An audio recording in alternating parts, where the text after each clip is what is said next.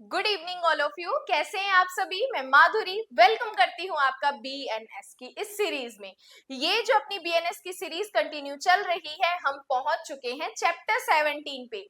Chapter 17 में हमने theft cover किया, एक्सटॉर्शन कवर किया, लूट कवर किया, डेकोइटी कवर की, दुर्विनियोग कवर किया। आज हम पढ़ने वाले हैं आपराधिक न्यास भंग के बारे में। आज हम इस क्लास में दो टॉपिक कवर करेंगे, एक ब्रीच ऑफ ट्रस्ट और एक स्टॉलन प्रॉपर्टी का, कि अगर आप चुराई हुई संपत्ति प्राप्त करते हैं तो आपको क्या पनिशमेंट मिलेगी। लेकिन अगर आप ये पहली वीडियो देख रहे हो और इससे पहले आपने बाकी की सीरीज नहीं देखी है तो एमडी लो क्लासेस के होम पेज पे जाओ और वहां पे प्लेलिस्ट का ऑप्शन है, बीएनएस की कंप्लीट प्लेलिस्ट वहां पे अवेलेबल है। सेक्शन 1 से लेके हम जो आज पढ़ रहे हैं वहां तक हमने पूरा कवर किया है। प्री के लिए, मेंस के लिए, इंटरव्यू के लिए जो चीजें थी मैंने आपको सारी बताई है। देखो, ये तो बीएनएस की सीरीज हर एक स्टूडेंट देख सकता है, लेकिन बीएनएस की एमसीक्यूज की सीरीज भी चल रही है। ओनली 59 रुपीज की मेंबरशिप है। ज्वाइन नहीं किए तो फटाफट ज्वाइन कर लो। वहां पे अपने 1000+ क्वेश्चन करने वाले हैं, जिसमें 10 लेक्चर अपलोड हो चुके हैं, प्लस आंसर राइटिंग के क्वेश्चंस भी वहां पे मैंने आपको करवाए हैं। तो आपने ज्वाइन नहीं किया तो टाइम वेस्ट मत करो और फटाफट ज्वाइन कर लो। देखो, सेक्शन 316 कहता है आपराधिक न्यास भंग के बारे में। सीधी सी बात है, किसी का विश्वास तोड़ना। मतलब कोई पर्सन आपको अपनी प्रॉपर्टी एक विश्वास के तौर पर दे रहा है, लेकिन आप उस प्रॉपर्टी का क्या कर रहे हो, अपने लिए यूज कर रहे हो, आपराधिक दुर्विनियोग कर रहे हो, देन वो क्या हो जाता है, क्रिमिनल ब्रीच ऑफ ट्रस्ट हो जाता है, न्यास भंग हो जाता है। जैसे कि मैं कुछ दिन के लिए आउट ऑफ टाउन जा रही थी। मैंने क्या किया, अपनी एक व्हीकल, मेरी 4 व्हीलर थी, मैंने आपको दे दी कि जब तक मैं वापस नहीं आ जाती आप संभाल के रखना। ठीक है, आप क्या कर रहे हो, उसका यूज कर रहे हो मेरे पीछे से, और उसमें क्या कर रहे हो, चेंजेस कर रहे हो। तो यहाँ पे आपने क्या किया है, क्रिमिनल ब्रीच ऑफ ट्रस्ट किया है, क्योंकि मैंने अपनी प्रॉपर्टी आपको देख रेख करने के लिए दी थी, उसका हक आपको दिया था कुछ टाइम के लिए, लेकिन आप उसको दुर्विनियोग कर रहे हो, अपने उपयोग में ले रहे हो।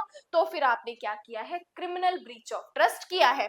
क्रिमिनल ब्रीच ऑफ ट्रस्ट पढ़ रहे हो, आपने दुर्विनियोग नहीं पढ़ा तो दुर्विनियोग या मिस एप्रोप्रिएशन पहले जाके पढ़ लो, क्योंकि क्रिमिनल ब्रीच ऑफ ट्रस्ट में क्रिमिनल प्रॉपर्टी का मिस एप्रोप्रिएशन इंक्लूड माना जाता है। कैसे, देखो, जो कोई संपत्ति पर या संपत्ति पर कोई भी अख्तियार, अख्तियार का मतलब होता है कोई हक किसी प्रकार अपने को न्यस्त किए जाने पर, मतलब कोई प्रॉपर्टी का हक आपको दे देने पर उस संपत्ति का बेईमानी से दुर्विनियोग करते हो या अपने उपयोग में संपरिवर्तित कर लेते हो। क्योंकि दुर्विनियोग हमें यही तो बताता है कि आप किसी मूवेबल प्रॉपर्टी को बेईमानी से अपने यूज के लिए उसे काम में लेते हो, तो आप क्या करते हो, मिस एप्रोप्रिएशन ऑफ प्रॉपर्टी करते हो। अब जब हमने आपको किसी प्रॉपर्टी का कोई हक दिया, क्योंकि वहां पर हम आपको हक नहीं दे रहे थे, वहां पे आपको प्रॉपर्टी मिल रही थी, पड़ी हुई मिल रही थी, यहाँ पर हम आपको प्रॉपर्टी खुद से दे रहे हैं, लेकिन आप उसका दुर्विनियोग कर रहे हो। तो आप क्या कर रहे हो, क्रिमिनल ब्रीच ऑफ ट्रस्ट कर रहे हो, अपने यूज में संपरिवर्तित कर लेता है, या जिस प्रकार ऐसा न्यास निर्वहन किया जाना है उसको विहित करने वाली किसी लॉ के अधीन किसी निर्देश का या न्यास के निर्वहन के बारे में उसके द्वारा सॉरी किसी अभिव्यक्त या विवक्षित वैध संविदा का अतिक्रमण करके बेईमानी से उस संपत्ति का उपयोग या व्यय करता है या जानबूझकर ऐसा करना सहन करता है, तो आपराधिक न्यास भंग करता है। कि जब हमने किसी प्रॉपर्टी का हक आपको दिया, लेकिन आपने उसका बेईमानी से दुर्विनियोग कर लिया, जिसमें आपको पता है कि आप जानबूझकर ऐसा काम कर रहे हो, तो आपने क्या किया है, न्यास भंग किया है, आपने विश्वास तोड़ा है, ब्रीच ऑफ ट्रस्ट आपने किया है। कि whoever being in any manner entrusted with property or with any dominion over property dishonestly misappropriates or converts to his own use that property or dishonestly uses or dispose of that property in violation of any direction of law prescribing the mode in which such trust is to be discharged or of any legal contract express or implied which he has made touching the discharge of such trust willful suffers any other person so to do committing criminal breach of trust। तो जब कोई property का हक आपको दिया, आप उसका दुर्विनियोग कर लेते हो, तो इसका मतलब आपने आपराधिक न्यास भंग किया है। फिर इलस्ट्रेशन देखो, ए एक मृत व्यक्ति की विल का एग्जीक्यूटर है, निष्पादक है। ए को अपॉइंट किया गया है कि एक मरे हुए व्यक्ति की विल का आपको एग्जीक्यूशन करना है, जिसका जितना हक है उसे दे देना है। करते हुए विधि को जो चीज वस्त विल के अनुसार विभाजित करने के लिए निर्देश देती है, बेईमानी से अवज्ञा करता है और उस चीज वस्त को अपने यूज के लिए विनियुक्त कर लेता है, ए ने क्रिमिनल ब्रीच ऑफ ट्रस्ट किया है। कि आपको लॉ ने डायरेक्शन दिया है कि ये मरे हुए व्यक्ति की विल है, प्रॉपर्टी है, इस प्रॉपर्टी को आपको जैसे जैसे बताया है वैसे लोगों के बीच में डिस्ट्रीब्यूट कर देना है, लेकिन आप ऐसा काम नहीं करते। उस प्रॉपर्टी को जिसका हक है देने के बजाय आप खुद उसे विनियोग कर लेते हो, तो अब आपने क्या किया है, क्रिमिनल ब्रीच ऑफ ट्रस्ट किया है। तो इस सेक्शन में आप लिख सकते हो, क्रिमिनल ब्रीच ऑफ ट्रस्ट में criminal miss appropriation of property include माना जाता है। इस लाइन को वापस सुनो कि आपराधिक न्यास भंग में आपराधिक संपत्ति का आपराधिक दुर्विनियोग इंक्लूड माना जाता है। तो अगर आपको दुर्विनियोग समझ आ रहा है तभी आप ब्रीच ऑफ ट्रस्ट समझ पाएंगे। सेकेंड इलस्ट्रेशन, ए जो भांडागारिक है, वेयर हाउस का मैन कीपर है, यात्रा कर को जाते हुए अपना फर्नीचर ए के पास संविदा के अधीन न्यस्त कर जाता है कि वह भांडागार के कमरे की ठहराई गई राशि के दे दिए जाने पर लौटा दिया जाएगा। ए उस माल को बेईमानी से बेच देता है, ए ने आपराधिक न्यास भंग किया है। जैसे मैंने आपको कार वाला एग्जांपल दिया कि मैं अपनी कार फोर व्हीलर आपको कुछ टाइम के लिए, कुछ दिन के लिए देके चली जाती हूँ कि आप इसका ध्यान रखिएगा, मैं आऊंगी तो इसको वापस ले लूंगी, लेकिन आप क्या कर रहे हो, उसका दुर्विनियोग कर रहे हो, तो आपने क्या किया है, क्रिमिनल ब्रीच ऑफ ट्रस्ट किया है, न्यास भंग का अपराध किया है। फिर भूमि से या जल से ले जाने के लिए जेड ने ए के पास जो एक वाहक है संपत्ति न्यस्त की, ए उस संपत्ति का बेईमानी से दुर्विनियोग करता है, तो ए ने आपराधिक न्यास भंग किया है। जब हक आपको हमने दिया, खुद की प्रॉपर्टी का हमने ही हक आपको दिया, लेकिन जब आप उसका दुर्विनियोग करते हो तो वो आपराधिक न्यास भंग माना जाएगा। जबकि आपराधिक दुर्विनियोग में प्रॉपर्टी का हक आपको ओनर नहीं देता, आप क्या करते हो, उस प्रॉपर्टी का हक कहीं से प्राप्त करते हो, पड़ी मिल जाती है तब ले लेते हो, तब उसका अपने लिए यूज करते हो, तो मिस एप्रोप्रिएशन माना जाता है। उसके बाद पनिशमेंट देखो, जो कोई आपराधिक न्यास भंग करेगा वह दोनों में से किसी भांति की कारावास से, जिसकी अवधि 5 वर्ष तक हो सकेगी, या जुर्माने से या दोनों से दंडित ठहराया जाएगा। तो क्रिमिनल ब्रीच ऑफ ट्रस्ट करोगे तो 5 साल का कारावास या जुर्माना या दोनों की पनिशमेंट आपको मिलेगी। कि whoever commits criminal breach of trust shall be punished with imprisonment of either description, may extend to 5 years और with fine और with both से दंडित ठहराया जाएगा। तो ब्रीच ऑफ ट्रस्ट करने में 5 साल का कारावास मिलेगा। अब देखो, जो आपको सबसेक्शन 3, 4, 5 बता रही हूँ, ये प्रीलिम्स के लिए इंपॉर्टेंट है कि याद रखना है कि टाइटल और पनिशमेंट, जो कोई वाहक, घाटवाल या भांडागारिक के रूप में, whoever being entrusted with property as a carrier, वेयरफिंगर और वेयर हाउस कीपर, इन तीनों के रूप में अगर आपको कोई प्रॉपर्टी ट्रस्ट की जाती है, न्यस्त की जाती है, और आप उसका क्या करते हो, न्यास भंग करते हो, तो आपको 7 साल की पनिशमेंट एंड जुर्माना मिलेगा। तो कैसे याद रखोगे, जो कोई कैरियर, वेयरफिंगर और वेयर हाउस कीपर होते हुए जब उसको प्रॉपर्टी एंट्रस्ट की गई है, तब आप उसका क्रिमिनल ब्रीच ऑफ ट्रस्ट करते हो, तो 7 साल की पनिशमेंट एंड जुर्माना आपको भुगतना पड़ेगा। देन अब सबसेक्शन 4 में लिख दो, लिपिक सेवक या लिपिक या सर्वेंट होते हुए, जब आप लिपिक हो, सर्वेंट हो, तब आपको कोई प्रॉपर्टी दी और उसका हक दिया और आप उसका दुर्विनियोग कर लेते हो, तब आपको कितनी पनिशमेंट मिलेगी, तब आपको 7 साल की पनिशमेंट एंड जुर्माना आपको मिलेगा। जैसे कि आप एमडी लॉ क्लासेस में जॉब करते हो, आप सर्वेंट हो, मैंने आपको इंटरेस्ट दिया कि आपको, मैं 2 दिन के लिए बाहर जा रही हूँ, आपको एमडी लॉ क्लासेस का ध्यान रखना है, पर उसकी केयर करनी है, लेकिन आप क्या कर रहे हो, उसका मिसयूज कर रहे हो, एमडी लॉ क्लासेस में खुद को अपना ओनर बता रहे हो। तो जब आपने ये सब काम किया है, मेरी प्रॉपर्टी का आप मिसयूज कर रहे हो, तो आपने क्रिमिनल ब्रीच ऑफ ट्रस्ट किया है। कि whoever being a clerk or servant or employed as a clerk or servant and being in any manner entrusted in such capacity with property with any dominion or property commits criminal breach of trust in respect of that property shall be punished. Either description may extend to 7 years and shall also be liable to fine. तो servant या clerk होते हुए criminal breach of trust करोगे तो 7 साल की punishment and जुर्माना आपको भुगतना पड़ेगा। देन सबसेक्शन 5 कहते हैं जो कोई पब्लिक सर्वेंट के नाते कोई बैंकर है, व्यापारी है, फैक्टर है, दलाल, अटर्नी या कोई एजेंट है, इनके रूप में बिजनेस के अनुक्रम में किसी प्रकार की संपत्ति पर कोई अख्तियार, कोई हक न्यस्त होते हुए संपत्ति के विषय में आपराधिक न्यास भंग करेगा तो इनको कितनी पनिशमेंट मिलेगी? लाइफ इम्प्रिजनमेंट की पनिशमेंट या इनको पनिशमेंट मिलेगी 10 ईयर एंड जुर्माने का विदाई होगा। तो अगर आप कोई पब्लिक सर्वेंट होते हुए कोई बैंकर, बिजनेसमैन, फैक्टर, दलाल, अटर्नी, एजेंट के रूप में क्रिमिनल ब्रीच ऑफ ट्रस्ट करोगे तो लाइफ इम्प्रिजनमेंट की पनिशमेंट या लाइफ इम्प्रिजनमेंट नहीं दी तो 10 साल की पनिशमेंट और साथ ही साथ जुर्माना भी भुगतना पड़ेगा। तो सबसेक्शन 3, 4 और 5 इनको आप टाइटल पॉइंट ऑफ व्यू से और डायरेक्ट पनिशमेंट भी लिख सकते हो। देन बात करते हैं सेक्शन 317 कहता है स्टॉलन प्रॉपर्टी, चुराई हुई संपत्ति।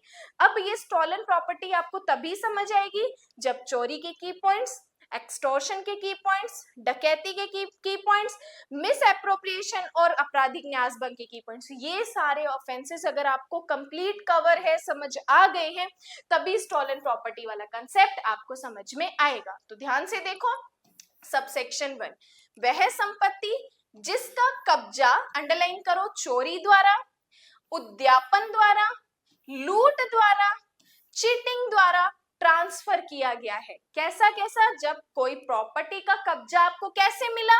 चोरी के द्वारा, एक्सटॉर्शन के द्वारा, लूट के द्वारा, छल के द्वारा आपको ट्रांसफर किया गया है। और वह संपत्ति जिसका मिस एप्रोप्रिएशन भी किया गया है, संपत्ति का दुर्विनियोग भी किया गया है और जिसके संबंध में ये पता है कि उसका क्रिमिनल ब्रीच ऑफ ट्रस्ट भी किया गया है, चुराई हुई संपत्ति कहलाती है। स्टोलन प्रॉपर्टी कौन सी होती है? जिसका कब्जा आपने कैसे प्राप्त किया है? या तो चोरी करके, एक्सटॉर्शन करके, लूट करके, डकैती करके, मिस एप्रोप्रिएशन करके, ब्रीच ऑफ ट्रस्ट करके, उसमें से किसी भी एक रीजन से जो प्रॉपर्टी आपको मिली है, इस वजह से मिली है, तो वो प्रॉपर्टी कैसी मानी जाएगी? पहली बात, चुराई हुई प्रॉपर्टी मानी जाएगी, चाहे वह ट्रांसफर या दुर्विनियोग या न्यासभंग भारत के अंदर किया है या बाहर। हमें इससे कोई फर्क नहीं पड़ता कि इनमें से ये अपराध आपने इंडिया के अंदर किया है या इंडिया के बाहर किया है, हम आपको पनिशमेंट देंगे। बट यदि ऐसी संपत्ति तत्पश्चात ऐसे व्यक्ति के कब्जे में पहुंच जाती है, बहुत इंपॉर्टेंट लाइन है, लेकिन ऐसे पर्सन के कब्जे में पहुंच जाती है जो उसके कब्जे के लिए हकदार है। मेरी प्रॉपर्टी चोरी हो गई थी लेकिन घूम फिर के लास्ट में मेरे पास ही पहुंच जाती है, तो वह चुराई हुई प्रॉपर्टी नहीं कही जाएगी। अब जैसे मेरा एक लैपटॉप खो गया था, ठीक है, मैंने उसकी कंप्लेन कर दी पुलिस स्टेशन में, ठीक है, उसके बाद मैंने अपने लैपटॉप की कंप्लेन की पुलिस स्टेशन में, लेकिन मैं बाद में अपना एक लैपटॉप खरीदने गई, मान लो किसी शॉप से खरीदने गई, लेकिन मुझे पता चला कि ये लैपटॉप तो मेरा है, क्योंकि मुझे सेकंड हैंड परचेज करना था। उस शॉप पे पता चला कि ये लैपटॉप तो मेरा है और वो लैपटॉप मैंने ले लिया। अब मान लो पुलिस को लोकेशन मिल जाती है कि लैपटॉप इधर पड़ा है, अब ये लैपटॉप की कंप्लेन किसने की थी? मैंने की थी। घूम फिर के कहाँ पहुंच गया? मेरे पास ही पहुंच गया। तो अब मुझे कोई पनिशमेंट नहीं मिलेगी, अब मैंने वो प्रॉपर्टी, चुराई हुई प्रॉपर्टी नहीं प्राप्त की है, क्योंकि अब वो प्रॉपर्टी मेरी थी जो घूम फिर के मेरे पास पहुंच चुकी है। अब ये प्रॉपर्टी चुराई हुई संपत्ति नहीं मानी जाएगी। तो पहली चीज हमें बताइए कि चुराई हुई प्रॉपर्टी होती कौन सी है? जो इन तरीकों से आप प्राप्त करते हो किसी कब्जे में से, तो वो चुराई हुई होती है, चाहे वो इंडिया के अंदर या बाहर किया गया हो, हमें कोई मतलब नहीं है। लेकिन वो प्रॉपर्टी एक्चुअल जिस ऑनर की है, घूम फिर के उसी के पास पहुंच जाती है, तो प्रॉपर्टी चुराई हुई नहीं कही जाती है। अब एक चीज, आपने बीएनएस की सीरीज सारी देख रहे हो, चोरी किसमें पढ़ते हैं? फटाफट सेक्शन लिख दो चैट में। एक्सटॉर्शन, लूट, छल अभी नहीं पढ़ा तो इसको छोड़ दो। आपराधिक न्यासभंग और दुर्विनियोग, सारों के सेक्शंस लाइन से लिख दो कि थेफ्ट इसमें है, एक्सटॉर्शन इसमें है, लूट इसमें है। सारे सेक्शन फटाफट वीडियो पॉज करो, क्लास रोको एक बार और फटाफट सेक्शन से इसको लिखो। इंग्लिश में कहता है कि property the possession whereof has been transferred by theft, extortion, robbery, cheating and property which have been criminal misappropriated or respect of with criminal breach of trust has been committed is designated as stolen property. क्या मानी जाती है? stolen property होती है. Whether the transfer has been made or misappropriation or breach of trust has been committed within or without India, but if such property subsequently बाद में comes into the possession, किसके कब्जे में आ जाती है? of a person legally entitled, जो उसका हकदार व्यक्ति है, the possession thereof in the then ceases to be stolen property, तब वो stolen property नहीं कही जाएगी. तो सबसेक्शन 1 हमें बताता है stolen property कौन सी होती है. सबसेक्शन 2, जो कोई किसी चुराई हुई संपत्ति को यह जानते हुए प्राप्त करता है, विश्वास करने का कारण रखता है कि वह चुराई हुई संपत्ति है, बेईमानी से प्राप्त करेगा, रखेगा, तो पनिशमेंट कितनी मिलेगी? 3 साल का कारावास या जुर्माना या दोनों से दंडनीय ठहराए जाओगे. तो आपको पता है कि प्रॉपर्टी चोरी की हुई है, फिर भी उसे प्राप्त करते हो, तब आपको 3 साल का कारावास या जुर्माना या दोनों से पनिशमेंट मिलेगी. Whoever dishonestly receive or retains any stolen property, knowing or having reason to believe that same to be stolen property, shall be punished with either description may extend to 3 years or with fine or with both से दंडित ठहराया जाएगा. बहुत बार ऐसा होता है कि कुछ लोग आते हैं जो कि अपने साथ सिर्फ 5-6 तरीके की चीजें ले आते हैं, घर घर बेचने आते हैं. आपको पता है 95% वो प्रॉपर्टी क्या होती है? चोरी की हुई होती है. तो जब गली गली में लोग प्रॉपर्टी संपत्ति को चीजों को बेचने आते हैं तो आप उनसे मत लीजिए, क्योंकि वो सारी ऑलमोस्ट प्रॉपर्टीज क्या होती है? चीजें क्या होती है? चुराई हुई होती है. तो आपको इस सेक्शन में पनिशमेंट मिल सकती है अगर आपके कब्जे में से वो चुराई हुई संपत्ति पुलिस को या किसी पब्लिक सर्वेंट को मिलती है.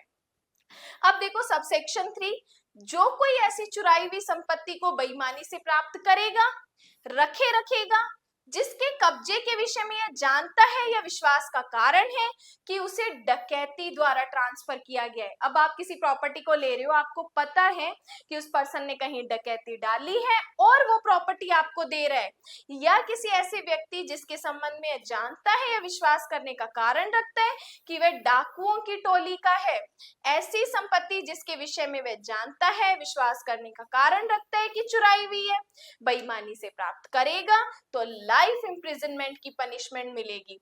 एंड लाइफ इम्प्रिजनमेंट नहीं मिली तो 10 वर्ष का कारावास एंड साथ ही साथ जुर्माना भी देना पड़ेगा.